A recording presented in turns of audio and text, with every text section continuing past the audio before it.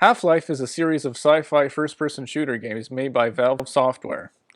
It stars scientist Gordon Freeman, who takes part in a science experiment gone wrong in the Black Mesa Research Facility, opening up a portal to another dimension, allowing aliens to invade the Earth.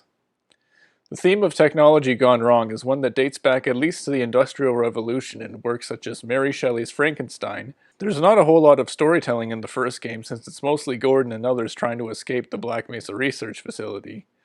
One interesting thing that does happen is that a unit of US Marines gets sent to the facility to try to clean up the mess caused by the incident, and another combat unit, the Black Ops, gets sent after them to simply destroy the facility with a bomb, and the two units end up killing each other instead of working together, even though they both are supposed to work for the US government.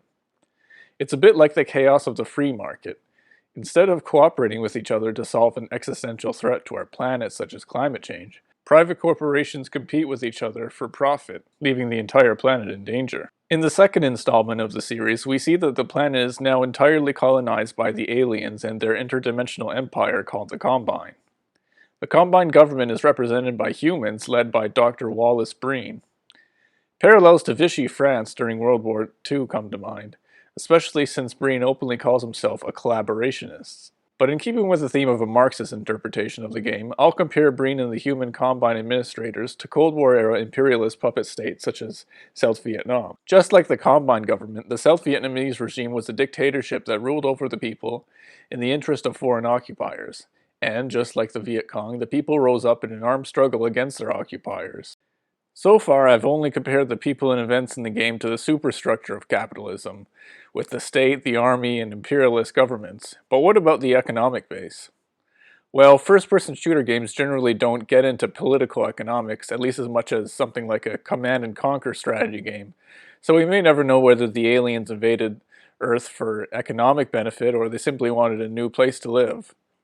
But if we look at things in a more metaphorical sense, it might get a bit more interesting. What about the G-Man? Who or what does he represent? The G-Man is a mysterious figure that appears in the games usually in the background. He's often seen talking on a cell phone and carrying a briefcase everywhere. He only talks to the protagonist and other people a few times, and what he says is often cryptic, but you get the impression that he knows what is happening at all times, and in fact is even orchestrating it. What I find intriguing is that despite all this, he is rarely mentioned or referenced by other characters in the game. He was clearly behind the Black Mesa incident and even survived the insurrection against the Combine, yet he is never acknowledged by the resistance fighters or in Dr. Kleiner's televised speeches to the people after the Combine is defeated. He seems to have so much control over what happens, and yet hardly anyone seems to notice. The way I see it, the G-Man is so mysterious, he represents not a person, but an abstract concept, the profit motive. In mainstream Western politics, policies are seen as being created by the politicians directly involved in writing them.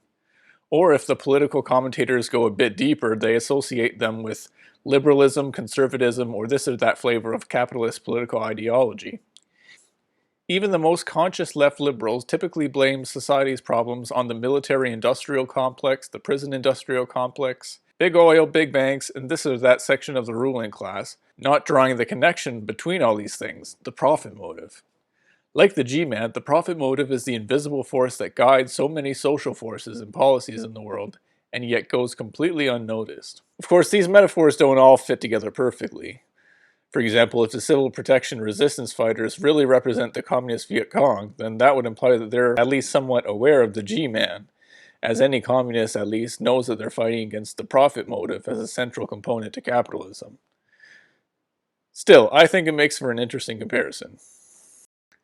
And the other thing that makes them similar is that we're still waiting for the next revolution. Like, when's it gonna happen? It's been years already.